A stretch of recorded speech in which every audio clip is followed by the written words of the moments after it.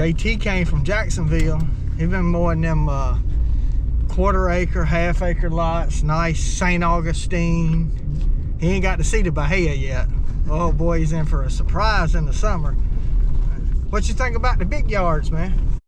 What's up, YouTube family? Gerald Greenlee here with Clean and Green Lawn Service in beautiful South Georgia. Hey, today is the day. It is the day, man. It's the day the Lord has made, and it's also the day that so is yesterday and tomorrow. But this is the day for a different reason. I'm headed to mow, man. 6:46 in the morning. So where I live at now, I have like close to an hour drive to my shop. JT has about 45 minute drive to the shop. It's one of the things I was worried about because he doesn't live, you know, close by. Anyway, he went out. We'll get to the day in a minute. He went out yesterday and worked by himself. He didn't get done. You know, yeah, it's just one of those things. It is what it is. So we're gonna go do the mowing, and we got a little bit to go back by that job and finish up so we can get a check. You know, but again, you don't want to start off at the beginning rushing folks. You know, so he was out there doing something I had shown him to do, but not something that he really has ever done on a regular basis. So anyway, it's all good. We ain't gonna worry about it. We're gonna have some days like that, as long as most of our days are good days. And you know, once he gets acclimated to our system and our way of doing things, I think he is. I really think he's gonna be good. You know, and I don't know if I said this in the last video or not, but you know, at the end of the day, I'm a pace setter, right? I mean, I get out and I get it done. You can call that arrogance, prideful, you can call it whatever you want. I don't care. Anybody, just about anybody that knows me, knows that I am what is described as a go-getter, right? I work to get done. And you know, so the majority of the people that I've ever worked with have not worked like I work. And I worked in manufacturing for 18 years, production, on the line for a lot of that working. And so, you know, I try to keep that in mind. The first thing is quality. The first thing is doing the job right the first time. You get that down. I mean, you have to be efficient at the end of the day, but you don't have to be efficient the first day or the first week. But you want to get it right and then work on being efficient. So anyway, so it's today because I'm fixing to take him out. I got a book made up over here. I might show y'all that when I get to the shop. So all the properties we're doing, I went on Google Maps, I outlined them, I wrote some notes at the bottom, and I also wrote some notes, left some spaces where he could write notes. So when we go to these properties and we look at different things, if he needs to make a note about it, you know, something that, you know, just will remind him to do this or that. I'm gonna actually do this with all of our properties. And one of the things I'm gonna work on this year, hopefully, since I'm going in this direction and I don't want to be connected at the hip with the business, is begin working on more things like that, more systems in place to where if we ever did, you know, if things work out, and I'm hopeful they will, or I wouldn't be doing this, if things work out with JT, that we can, you know, if we want to continue to grow, we can, because we start putting systems in place that will help when you bring new guys on. So it's day one of us cutting. But the other thing is, it's the day that they award, the commission awards a bid for the big property that I looked at. So they have a commissioner meeting tonight, I think 6:30, something like that. Again, I'm certainly not counting on that. It would be a good opportunity. But I've just had some little things change since I bid on it, and I would definitely love to have it. I would definitely still take it. But at the same time, if I don't get it, I'm not going to be overly worried about it. Now, it would be great, but I would probably be, I don't know. I don't know as the way things sit right now if I'd have the manpower. And so I'm not against finding somebody else, but, you know, when you get, you know, you don't want to have two new guys out there together. So, and we could work through that. I mean, again, I would definitely take it. It would just take a little bit more of my time up front, you know, spending some time with them and making sure. Elro is, I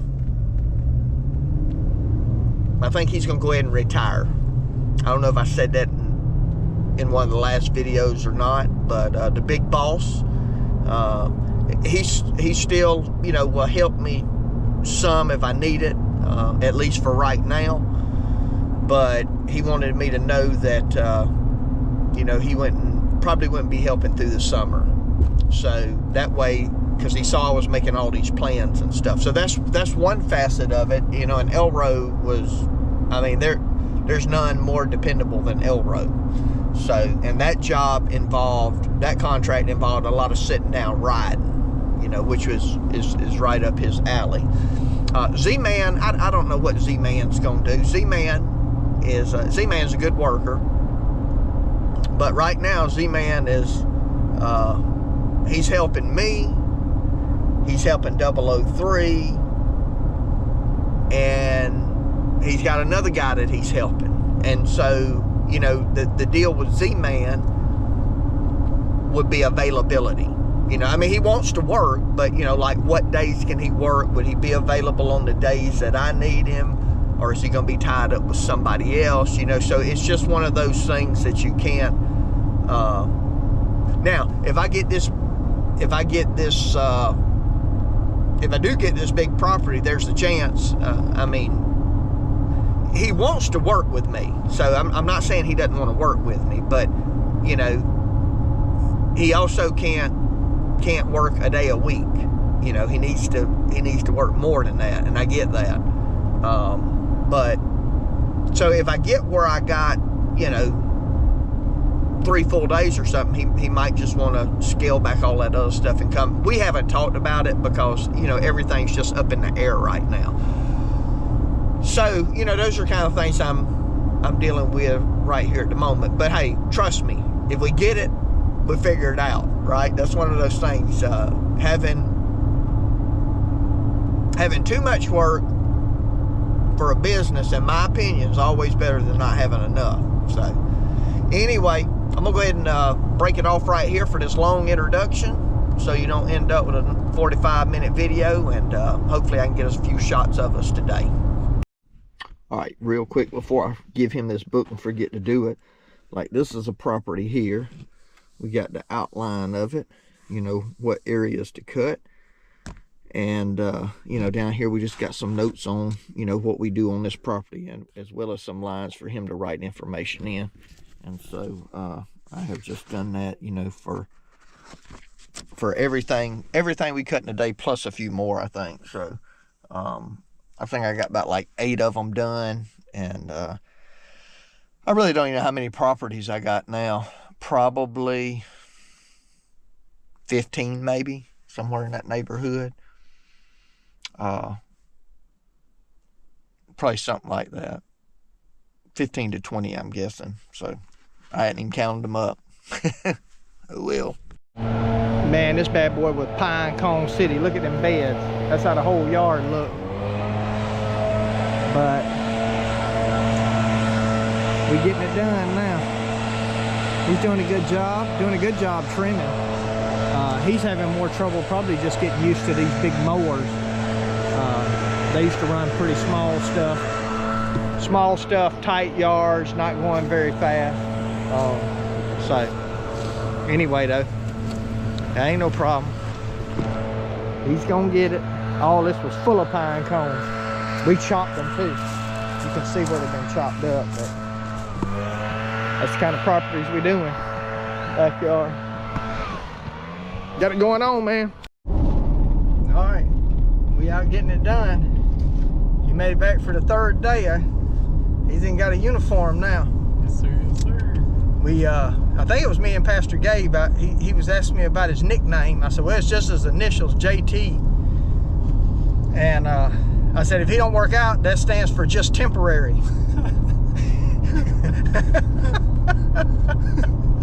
Oh, let's see, we done did, well, that was number 4. It's about 12 o'clock. So we're going out here to do number 5. And then we're going to be working on some stuff that wouldn't normally be on this schedule. So, man, had 10.5 hours yesterday trying to get overtime on the first day. Right. First full day, man. Dang. I ain't told him it ain't union yet. Oh. Right down here in this, there's a hump right here. I don't know if they worked on that none or not. No, I don't look like it's worse than it used to be. You feel like the mower's coming past you if you don't. You probably won't hit it hard but one time. So anyway, we head on to the next one. All right, our favorite one of the day, the last one. There we go. So JT came from Jacksonville. He's been mowing them quarter-acre, half-acre lots, nice St. Augustine. He ain't got to see the Bahia yet. Oh boy, he's in for a surprise in the summer. What you think about the big yards, man? I think they're fun. The breeze is nice that you get from them. Yeah, It's nice. yeah. You get to ride a while. You do. You also get to weed eat a while too. True. So, Very true. really, when you're out by yourself, though, man, you do get a lot of riding. A lot of riding in a day. I mean, you probably ride the lawnmower on a route like this, you'll ride the lawnmower for 5 or 6 hours total probably for the day. Oh, they bogging, man. Look at there. We ain't gonna stop and pull y'all out. They down in there too, boy. It only like his front wheels are pulling. He's out there playing around. I remember doing that. All right, we headed back to the shop. All right, day 1. Man, my seatbelt's locked. I can't lean up. Day 1 of the 2025 lawn season is officially complete. First cuts. Saying first cuts because, I mean, we got some stuff we do year round, but this is the first cuts of the new season that we're starting now for the properties that we don't keep up year round. So we did 6 of them today, and then we went and finished up that little landscape, putting some fabric down that he didn't get done yesterday. And we got a few more that we can do, or we can do them next week. It's really not a big deal. I still got about 7 or 8 people to reach out to, you know, just because I got some people, man, you know how people are. Everybody trying to save $1, and I get that, but you know, some people don't. Well, I don't want to start till April, or and some yards just grow much slower than others. Some aren't ready till April. I get that. Now, if it's a mess when I get there, you know, then you got to upcharge them. So, I mean, it is what it is. Most time I don't have to do that, but I have had cases where I did. But some people don't want to start in March. You know, well, mine don't need it yet, you know, and they trying to save that 1 or 2 cuts that we'll do in March. And again, I get it, but they look so much better. Even the ones we did today, man, it's when you pull up, you say, man, ain't nothing to cut. But once you run over and chop up them leaves some and just level everything back out, you kind of look around like, man, that looks so much better. And the customers, that's what they always say. They're like, man, that's night and day difference, you know. So anyway, let me get off here real quick. My wife's texting me. Let me see what she's saying. All right, I'm back. Anyway, I got on here to talk about not the lawns, but JT. I think he did a really good job today. I could tell by the end of the day he's getting much more comfortable running the Super Z and you know, kind of giving it some throttle. Of course, he's had the throttle wide open, but he's pushing the sticks a little bit more now. So, because, you know, really on a property, I mean, a lot of your time on the properties we do, your efficiency relies heavily on how efficient you are cutting the property. You know, now weed eating, he does a great job weed eating. As a matter of fact, he because he did, you know, smaller, nice properties, subdivisions, HOAs, he'll have to kind of adjust to weed eat, but it's not as meticulous what we're doing on most of the properties that we do. So now we don't want to leave stuff and miss stuff and all that, but anyway, he's doing a great job doing that, and that's the thing, you know, and he knows how to operate the machines. So it's just a matter of getting more efficient, figuring out how to, you know, make long runs. We cut a lot of these bi-weeklies that we cut them in the same direction all the time. They're old, they got real hard bases on them, they just don't rut up, and we may offset just a little bit, but we normally run in the same direction. And running in the same direction, we pick the longest possible run that we can make. Now, we do have other properties, like the college is a big property, and we cut it every week during the busy season, and it's softer ground out there. Some of these houses we cut, and this ground has been there for 100 years, you know, and it's just packed, it's solid, you don't have to worry about that. But like the college, we cut in at least 2 directions, sometimes on some areas maybe 3 directions. But what we try to do is you look at it and you try to pick, okay, first of all, what is the direction that I can get the longest run? So we got some runs out at the college that's probably length of a football field. You know, we're just running down, back, down, back, down, back. And then, you know, what's our second option on that? It's never as efficient. You know, you might be running 50 yards, 70 yards. You know, it's just a smaller run, so you're having to do more passes. So you got more turnaround. I mean, when you turn around, you're not cutting grass, right? So, but, you know, there's just some of those things, you know, he'll begin to figure out and be able to pull up to a property, look at it and go, okay, here's where I need to start out. Here's what I need to do. So I think he's going to do a really good job, you know. So he seems to be committed. And, you know, that's obviously a big deal. You know, the downside to that is somebody like him with the experience he's got, you know, there's always other job opportunities, you know. Now, one thing that probably helps me a little bit around here with employees is, I don't know this for sure, but I would think, you know, without a guy being a crew leader or anything like that, I would be surprised.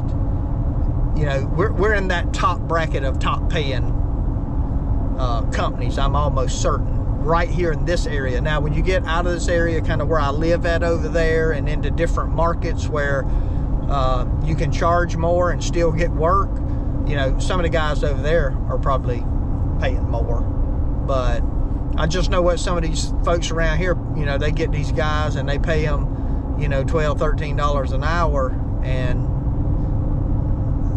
you know, they go somewhere else and get another 50 cents or another $1 or whatever, and they leave. So, but the biggest thing in business, and I probably should do a whole video on this. I've talked about it before. The biggest thing is taking care of the guys you got. If you go above and beyond to take care of guys,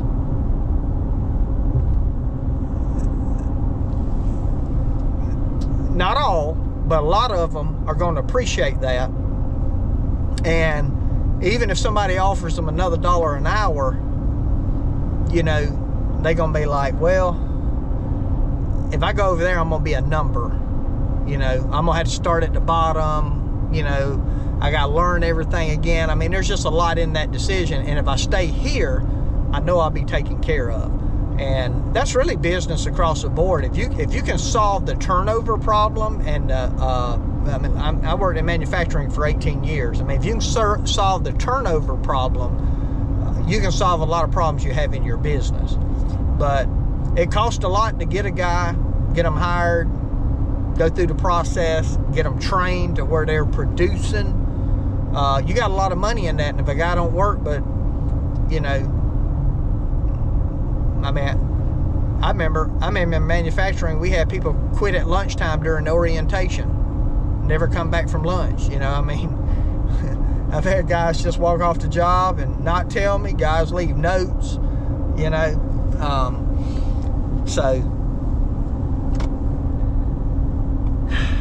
But if you can figure out how to take care of guys, it'll take you a long way, you know.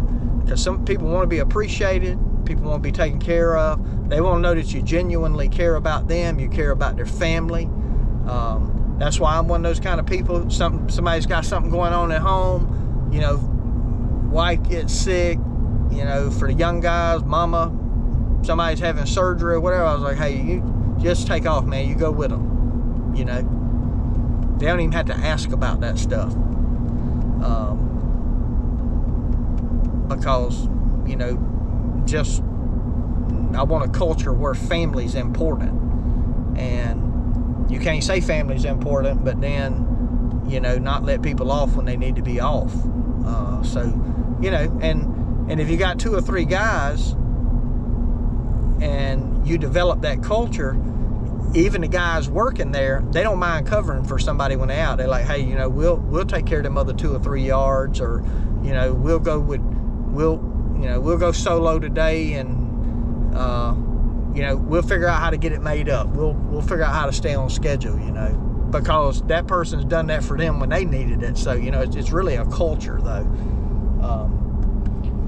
But anyway, I think that's a wrap. I'm gonna go home and rub my dog on the head or something, see what's going on around the house, and just chill out a little while, get me something to eat, get me a shower, get ready to get up. Got a busy ministry day tomorrow. Got to meet JT at his project, make sure he knows what I want done there.